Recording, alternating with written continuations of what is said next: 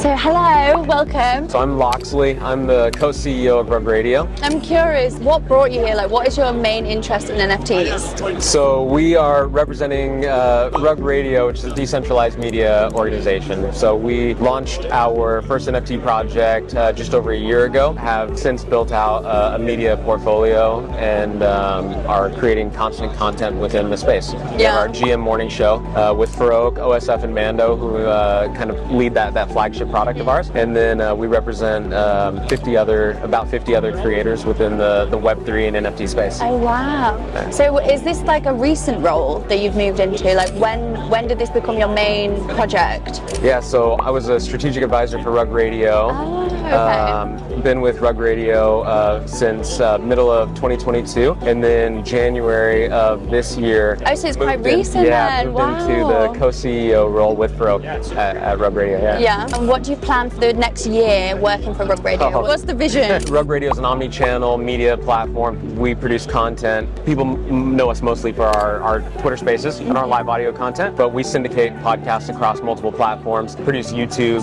TikTok videos, and other media. But we're actively growing in all those verticals, representing new artists, new creators, and consistently reaching for markets outside of just the Web3 NFT space, but growing more into conversations around traditional finance, around the greater cryptocurrency, and then special interests from sports to gaming. Okay, so it's not like a typical NFT news audience. You're trying to like grow bigger. The way that we describe RUGRADIO is the underlying tech layer. NFTs, Web3 becomes the underlying tech layer that allows us to democratize the ownership of content. So you have, traditionally we have these platforms, the big social platforms like Instagram or Facebook. We've been creating for years content for these platforms, and ultimately the people profiting from that are these legacy media corporations, right? When Farouk originally thought up the idea, the question that he kept asking is, why am I spending all this time on social media creating content when I don't own anything? Yeah. And so the idea here is, as we create, the value should accrue to the people who are creating and consuming the content, not to just the platform that's providing, the ability for us to distribute. Yeah, so it brings back ownership to the people. Exactly. Yes. So we're democratizing access to the media, and then again democratizing the value that accrues when content's being created and being consumed. What do you see the future for NFTs? Like, you want to expand and change. Do you see a real future for the NFTs in like 20 years? Like, do you think it could still be as successful as it's, because we know there's a drop in the past 6 months. We have a bear market so far. Do you think do you think it can come back? Yeah, I mean, we look at NFTs, and right now we're talking about JPEGs that may or may not be on chain and associated with token IDs, right?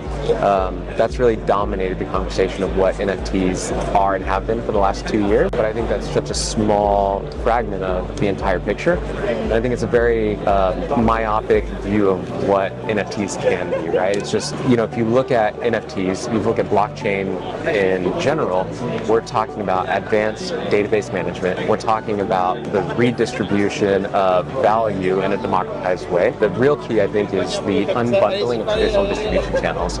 So if you look over the past 7 to 10 years, we've seen a massive improvement in the direct-to-consumer movement, right?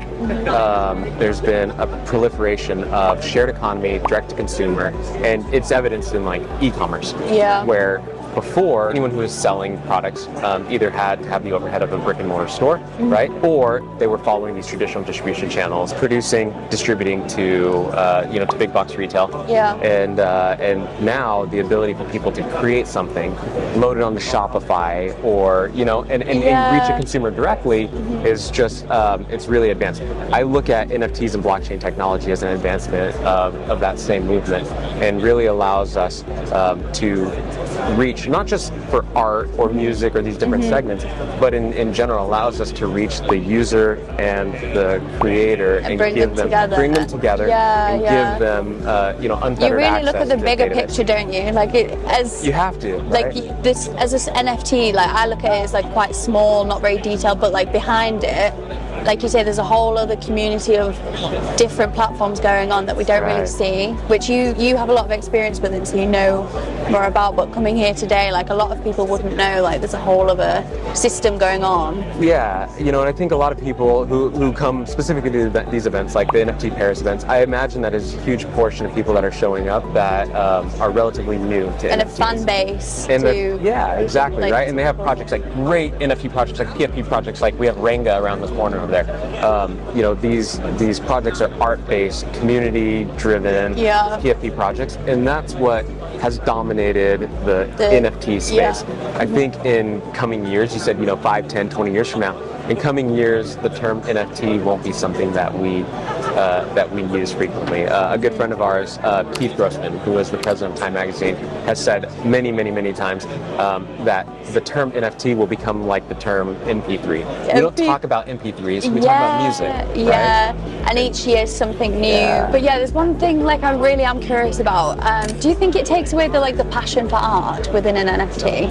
What is your opinion on like the actual art itself? Like, do you think it's more of like a business side, like what's going on, like what you're doing? Yeah, no, I think. Or do you think it is art focused? I think it's multifaceted, right? Art was, in my opinion, the low-hanging fruit, right? We had the ability to attach files like images to token IDs, right? Right, and pair those, and that was the easy application. What becomes a more difficult application for NFTs? Start talking about things like medical records, right?